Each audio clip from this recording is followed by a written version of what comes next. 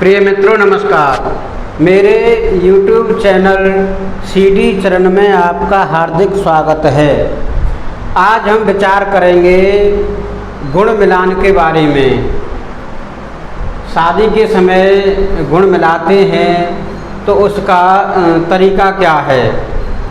उसके लिए सबसे पहले आपको जो है लड़का वो लड़की के नाम की ज़रूरत पड़ेगी और उस नाम के द्वारा ये जन्म नाम हो या जो है प्रसिद्धि नाम हो, उस नाम के द्वारा अवक होड़ा चक्र से ज्ञात करेंगे जातक का नक्षत्र क्या है, राशि क्या है, नक्षत्र चरण क्या है लड़के का, वर का वर्ण क्या है, वश क्या है, योनि क्या है, राशि क्या है, गण राशि कूट नाड़ी क्या है। ये सभी बातें आप जो है केवल तारा को छोड़कर अवक होड़ा चक्र से आप ज्ञात करेंगे और अवक होड़ा चक्र से ज्ञात करके इस तरह से आप कॉलम बना लें और इसी तरह से लिख लें। इसी तरह कन्या के जो है नाम हैं और नाम का जो है पंचांग के द्वारा ज्ञात करें, राशि क्या है और नक्षत्र चरण क्या है, उसी के हिसाब से इसी तरह इधर कॉलम बना लें। अब मान लीजिए वर का नाम है बुधसेन और बुधसेन की जन्म राशि हो गई वृष, जन्म नक्षत्र हो गया रोहिणी और नक्षत्र का चरण हो गया चौथा। तो बुधसेन का वर्ण हो गया वैश्य और बुधसेन के नाम से जो है वैश्य हो गया चतुष्पद। तारा के लिए हमें जो है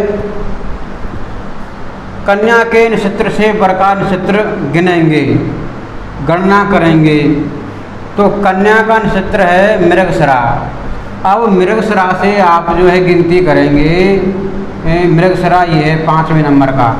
तो 1 2 3 4 5 6 7 8 9 10 11 12 13 14 15 16 17 18 19 20 21 22 23 24 25 26 27 27 जो है हमको गिनती प्राप्त हुई। 27 हमने यहाँ लिख लिया और 27 में 9 का भाग देकर हम जो है तारा ज्ञात करेंगे।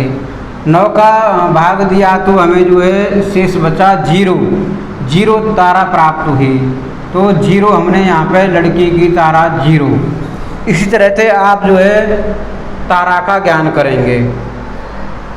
अगर संख्या 9 से कम है, जैसे मान लीजिए वर के नक्षत्र से कन्या के नक्षत्र तक गिनने पर हमें 2 संख्या प्राप्त हुई। वर का नक्षत्र है रोहिणी और कन्या का नक्षत्र है मृगशिरा। रोहिणी से मृगशिरा तक गिनते हैं तो 2 हमको संख्या प्राप्त होती है, जो कि 9 से कम है, इसमें भाग नहीं लगेगा।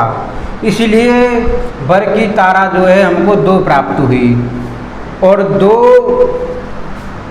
2 1 4 6 8 0 ताराएं शुभ होती हैं और इनका जो अंक होता है उनका अंक होता है 3। गुण मिलान में हमको जो है तारा के द्वारा 3 अंक प्राप्त हुए। 3 5 7 ताराएं अशुभ होती हैं। अब बुधसेन का योनि सर्प, राशि स्वामी शुक्र, गण मनुष्य, राशि कूट वृष, नाड़ी अंत्य। इसी तरह से आप जो है जानेंगे। अब मान लीजिए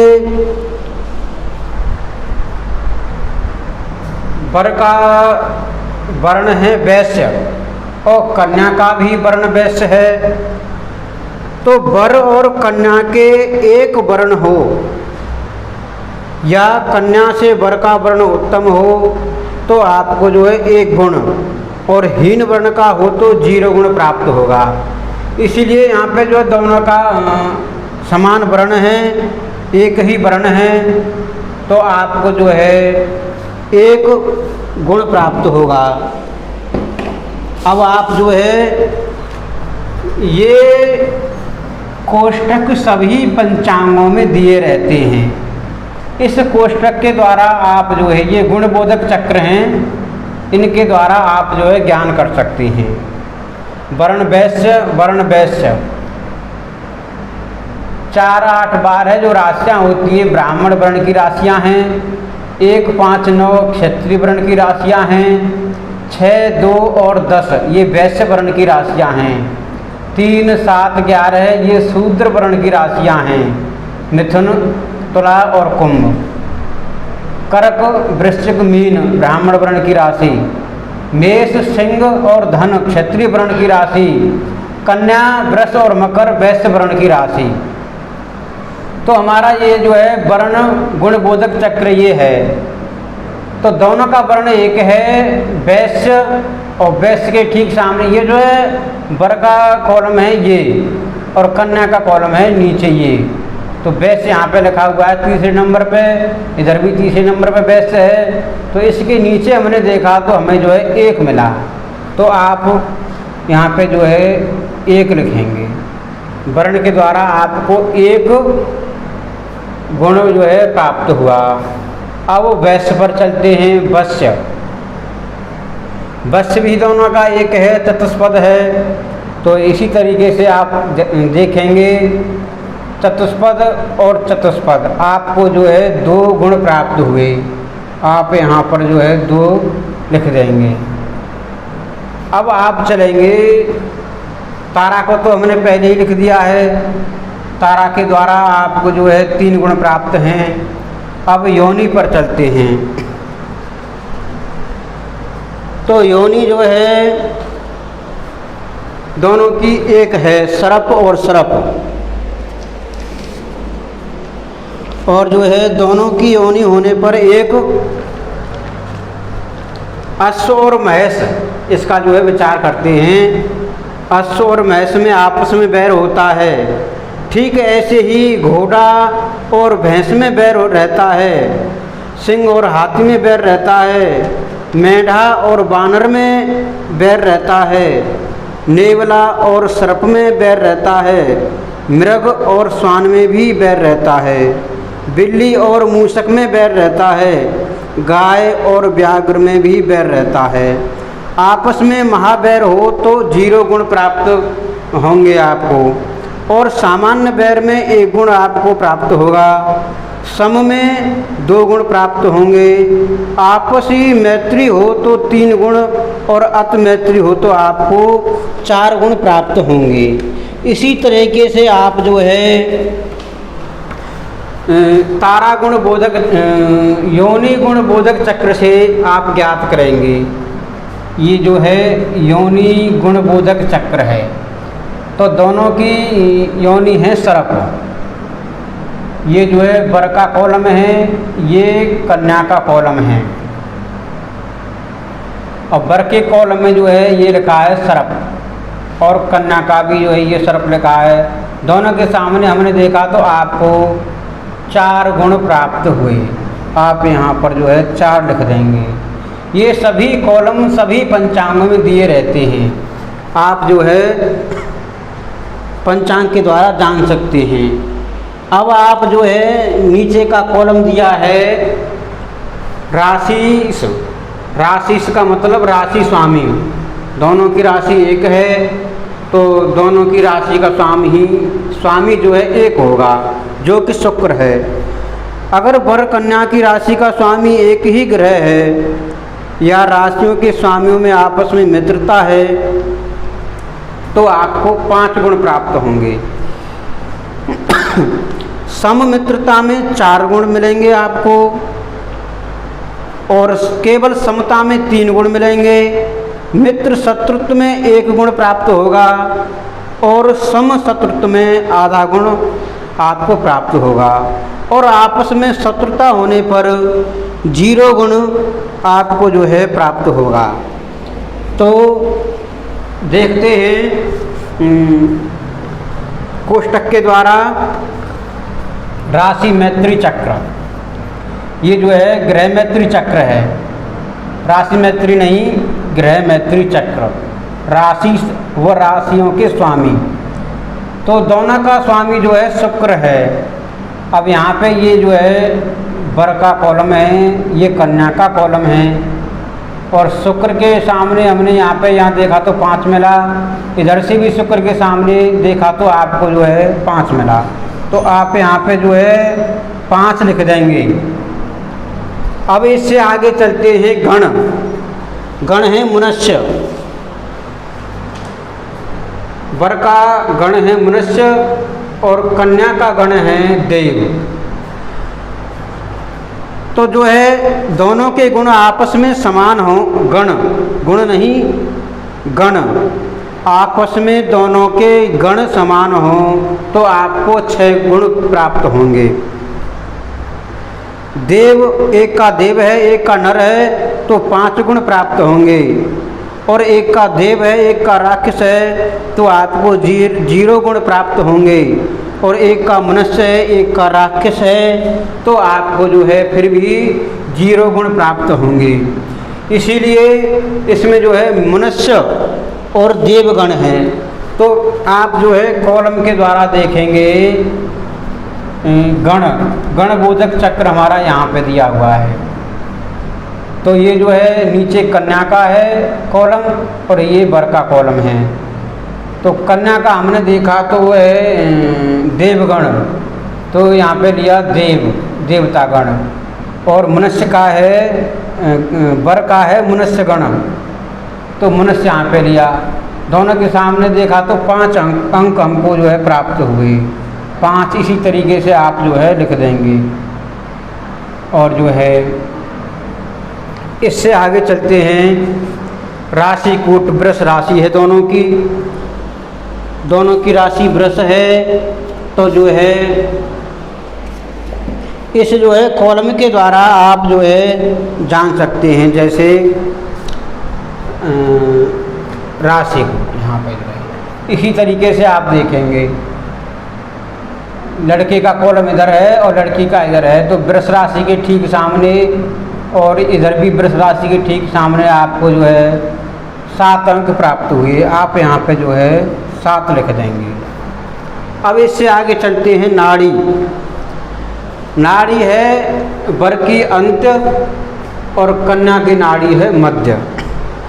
वर कन्या की एक ही नाड़ी हो तो विवाह जो है अशुभ रहता है।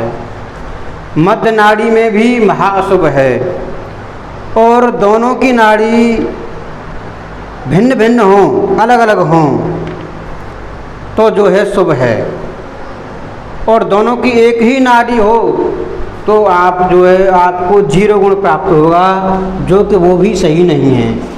अब इसी तरीके से आप जो है यहाँ देखेंगे ये नाड़ी का जो है ये कॉलम दिया है। अब वर की नाड़ी है अंत्य, वर का कॉलम इधर है और कन्या का इधर है नीचे, तो अंत्य रही। और कन्या की नाड़ी है मध्य, मध्य के सामने और अंत्य के सामने देखा तो हमें आप जो है 8 अंक प्राप्त हुए। यहाँ पे 8 लिख देंगे। नाड़ी ज्ञान करने के लिए ये ऊपर कॉलम दिया है अश्विनी आद्रा पुनर्वस उत्तरा फाल्गुनी हस्त ज्येष्ठा मूल सतविशा पूर्वा भाद्रपद, ये जो है आदि नाड़ी के अंतर्गत आती हैं। ये नक्षत्र हों तो आदि नाड़ी बनेगी। और जो है भरणी मृगशिरा पुष्प पूर्व फाल्गुनी चित्रा अनुराधा पूर्वाषाढ़ा धनिष्ठा उत्तरा भाद्रपद, ये नक्षत्र हों तो मध्य नाड़ी बनेगी। और कृतिका रोहिणी अश्विनी मघा स्वाति विशाखा उत्तराषाढ़ा श्रवण रेवती, ये नक्षत्र हों तो अंत नाड़ी जो है बनेगी। तो इसी तरीके से आप जो है गुण मिलान कर सकते हैं। तो अब हमने ये जो है अंक प्राप्त किए गुणबोधक चक्रों से। अब इनको आप जो है जोड़ें तो 1 और 2 3, 3 और 3 6, 6 और 4 10, 10 और 5 15, 15 और 5 20, 20 और 7 27, 27 और 8 27, 28, 29, 30, 31, 32, 33, 34, 35, 35 गुण जो है आपको प्राप्त हुए। इसमें कोई दोष भी नहीं है, और जो है कि गुणों के हिसाब से ये जो है शादी शुभ है। गुण अच्छे मिल रहे हैं, शादी कर सकते हैं। अगर 0 गुण मिलता नाड़ी में, दोनों की नाड़ी एक होती, तो उसमें जो है नाड़ी दोष लग जाता। नाड़ी दोष लगने पर 28 गुण मिल रहे हैं, तब भी जो है शादी नहीं करनी चाहिए। 18 गुण मिलने पर, 18 से अधिक गुण हो तो आपको जो है शादी करनी चाहिए, और इससे कम है गुण तो जो है शादी, अगर परिहार है, कोई दोष नहीं है, तो 16.5 17 गुणों तक जो है आप शादी कर सकते हैं। और इनमें जो है दोष है तो आप जो है शादी नहीं कर सकते। इसी तरीके से, इस सरल तरीके से आप जो है गुण मिलान कर सकते हैं। अब इसमें जो है आपको एक चीज़ का ध्यान और करना है, वो है परिहार। अब जैसे वर्ण का परिहार देखना है हमें, तो पहला नंबर है राशिसों या नवांशों की मैत्री या एकता हो तो वर्ण का परिहार हो जाता है। वर के राशिस का वर्ण कन्या की राशिस के वर्ण से उत्तम हो तो वर्ण का परिहार हो जाता है। आगे चलते हैं वश्य के लिए। वश्य राशिसों या नवांशों की मैत्री या एकता हो या योनि मैत्री हो तो ये जो है वश्य का परिहार है। अब चलते हैं तारा। तारा के लिए राशिसों या नवांशों की मैत्री या एकता हो तो तारा का परिहार है, ये जो है कोई दोष नहीं रहेगा। योनि के लिए चलते हैं आगे। राशिसों या नवांशों की मैत्री या एकता हो, वश्य वृद्धि हो तो जो है ये योनि का परिहार है। राशियों के स्वामी का परिहार, दोनों के नवांशों में मैत्री या एकता हो और भूकट दोष न हो तो ये जो है राशिस का परिहार है। गण का परिहार देखते हैं। राशिसों या नवांशों की मैत्री या एकता हो या भूकट दोष न हो, दोनों की राशि एक और नक्षत्र भिन्न भिन्न हो तो ये जो है गण का परिहार है। भूकट का परिहार देखते हैं। राशिसों या नवांशों की मैत्री या एकता हो, ये भूकट का जो है परिहार है। अब नाड़ी का परिहार समझें। दोनों की राशि एक और नक्षत्र भिन्न भिन्न हो या दोनों का नक्षत्र एक और राशियाँ भिन्न भिन्न हो या दोनों का नक्षत्र एक और चरण भिन्न भिन्न हो और पाद भेदन हो तो ये जो है नाड़ी का परिहार है। अगर परिहार मिल जाता है, अगर कोई दोष लग रहा है और उसका परिहार आपको प्राप्त हो जाता है तो दोष निवृत्ति हो जाती है, उसमें जो है आप शादी कर सकते हैं। ये तो है गुण मिलान का तरीका। अब कुंडली मिलान के लिए आपको जो है वर और कन्या दोनों की कुंडली देखनी पड़ेगी, उसका जो है ग्रह देखने पड़ेंगे, कौन सा ग्रह कितनी डिग्री पे है, शुभ है अशुभ है, ये जो है पंचांग के द्वारा ज्ञात करेंगे। इस तरीके से आप जो है गुण मिलान कर सकते हैं। वीडियो को शेयर करें, लाइक करें, चैनल सब्सक्राइब करें। नमस्कार।